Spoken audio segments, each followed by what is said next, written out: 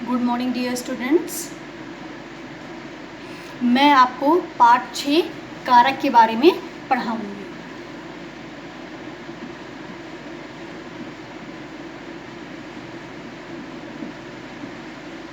कारक।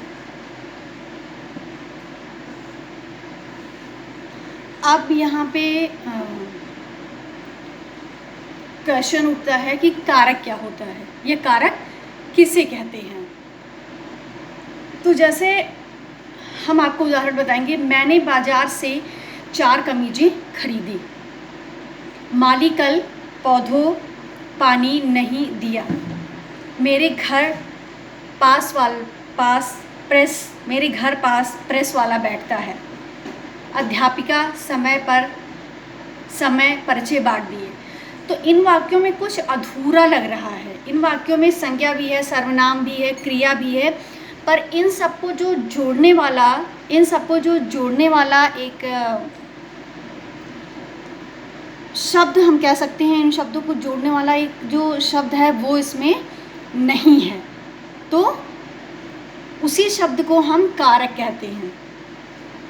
संज्ञा, सर्वनाम, क्रिया में संबंध स्थापित करना। संज्ञा, सर्वनाम, क्रिया में संज्ञा या सर्वनाम का क्रिया से संबंध स्थापित करने वाले शब्द कारक कहलाते हैं।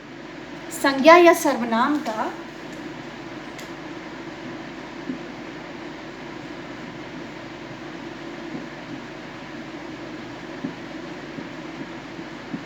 संज्ञा या सर्वनाम का क्रिया से संबंध स्थापित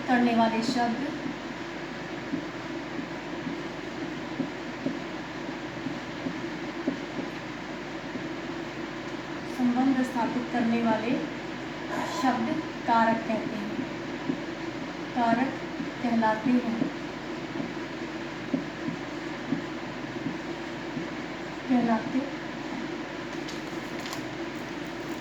संज्ञा या सर्वनाम का क्रिया से संबंध स्थापित करने वाले शब्द कारक कहलाते हैं।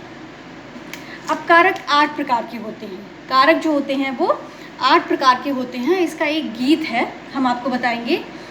करने वाला कर्ता प्रभाव कर्म पर पड़ता है, जिसके द्वारा पूर्ण हो काम।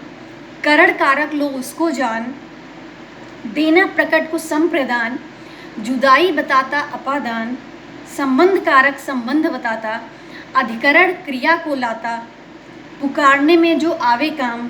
संबोधन लो तुम उसको जान। तो कारक और कारक चिन्ह के बारे में हम आपको बताएंगे। यहाँ पे हम लिखेंगे कारक, यहाँ पे हम लिखेंगे कारक, और फिर ये हो गया कारक चिन्ह। कारक चिन्ह। पहला जो कारक है, 8 प्रकार के कारक होते हैं।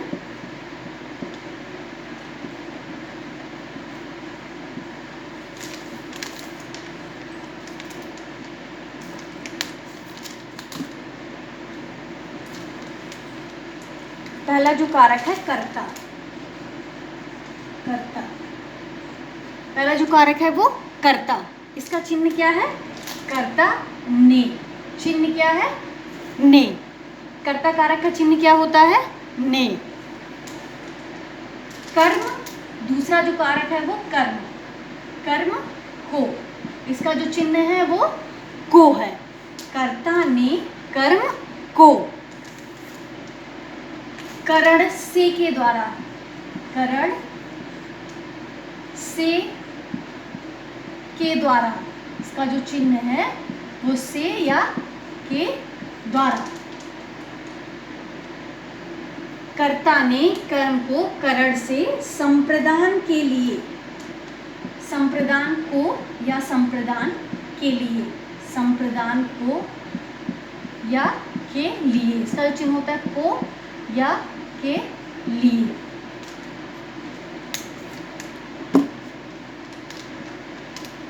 कर्ता ने कर्म को करण से के द्वारा संप्रदान के लिए अपादान से, अपादान जो होता है वो अलग होने का भाव होता है। जैसे पेड़ से पत्ते गिरते हैं तो पत्ते जो हैं वो पेड़ से अलग हो रहे हैं, तो अपादान जो होता है वो अलग होने के भाव को दर्शाता है। अपादान से अलग होने का भाव,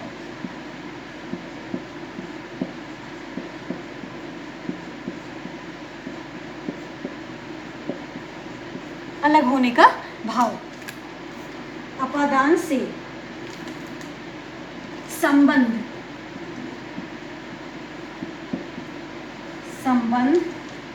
का के की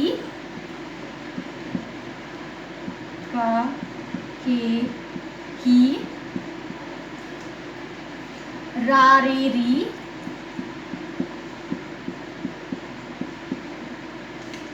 ना ने नी,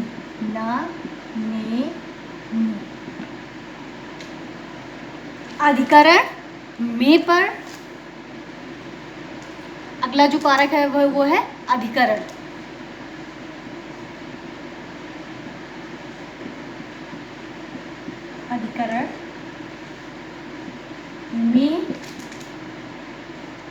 अधिकरण में पर संबोधन हे अरे,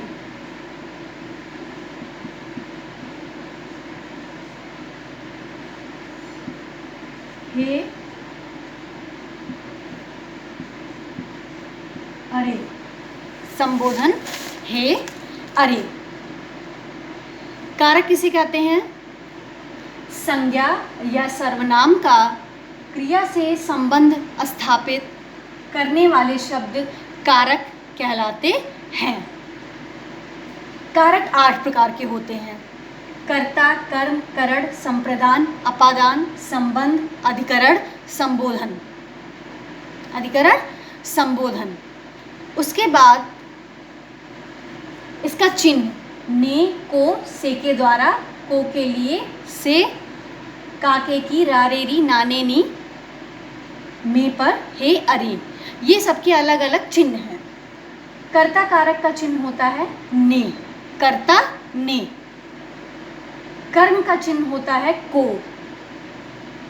करण का चिन्ह होता है से के द्वारा, संप्रदान का चिन्ह होता है को के लिए, अपादान का चिन्ह होता है से, संबंध का चिन्ह होता है का के की, रा रे री, ना ने नी। अधिकरण का चिन्ह होता है में पर, में पर। संबोधन का चिन्ह होता है हे अरे। संबोधन का क्या चिन्ह होता है? हे अरे।